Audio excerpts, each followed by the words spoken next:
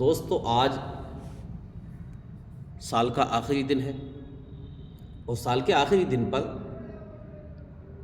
لوگ آج کی رات کے لیے گناہوں کا وقت تیار کرتے ہیں، طے کرتے ہیں کہ آج 12 بجتے ہی جیسے ہی نیا سال شروع ہوگا ہمیں یہ گناہ کرنا ہے، ہمیں فلاں ریسٹورینٹ میں جا کے، فلاں ہوٹل میں جا کے، فلاں جگہ پہ جا کے ہمیں یہ بے حیائی کرنی ہے، آتش بازی، پٹاخے بازی، نئے سال کا استقبال کرنا ہے۔ صاحب دوستو، نئے سال کا استقبال کس طرح کا؟ نئے سال کا استقبال کرنا ہے اس سے پہلے اس پرانے سال کا بھی تو کچھ سوچو۔ اس پرانے سال میں کتنے گناہ کر لیے ہیں، کتنے لوگوں کے ساتھ ظلم کیا ہے، کتنے لوگوں کا حق مارا ہے، کتنے لوگوں کے ساتھ ناانصافی کی ہے، والدین کے ساتھ کتنی نافرمانیاں اس سال میں کی ہے، کتنی نمازیں ہماری چھوٹی ہوئی ہیں۔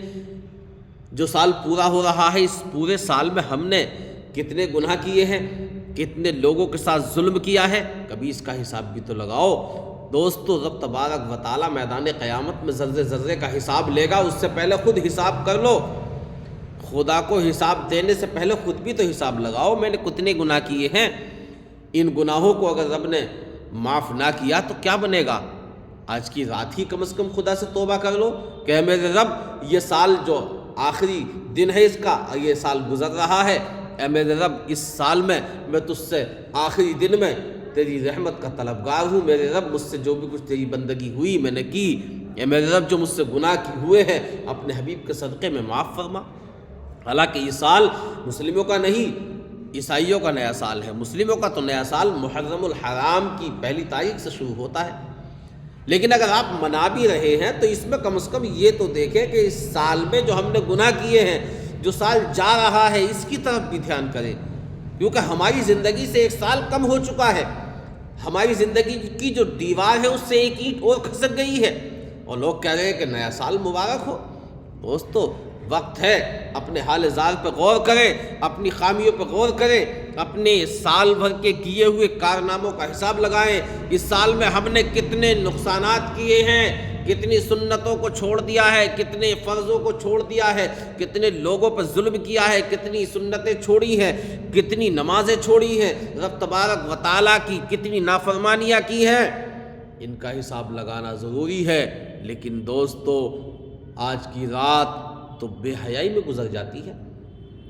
لوگوں نے شاید یہ سوچ رکھا ہے کہ ہمیں رب نے دنیا میں بھیجا ہی اس لیے کہ جاؤ نئے سال کی مبارکباد منانی ہے تمہیں۔ دوستو، اپنے مقصد کو پہچانے، ہمیں ہمارے رب نے کس لیے پیدا کیا ہے، ہم دنیا میں کیوں آئے ہیں۔ بے مقصد خدا نے آپ کو دنیا میں نہیں بھیجا۔ دنیا میں رب تبارک و تعالیٰ نے آپ کو عیش پرستی، عیش و عشرت اور اپنی منمانی کرنے کے لیے نہیں بھیجا ہے۔ اگر آپ واقعی رب کے بندے ہیں، اپنے آپ کو خدا کا بندہ مانتے ہیں، تو آج کی رات کم از کم سجدے میں سر رکھ کے رب تبارک و تعالیٰ سے اپنی بخشش کی دعا مانگ لیں۔ اے میرے رب، میں نے اس سال میں جتنے بھی گناہ کیے ہیں، تو کریم ہے، مجھے عطا بخش دے، مجھے بخشش عطا کر دے۔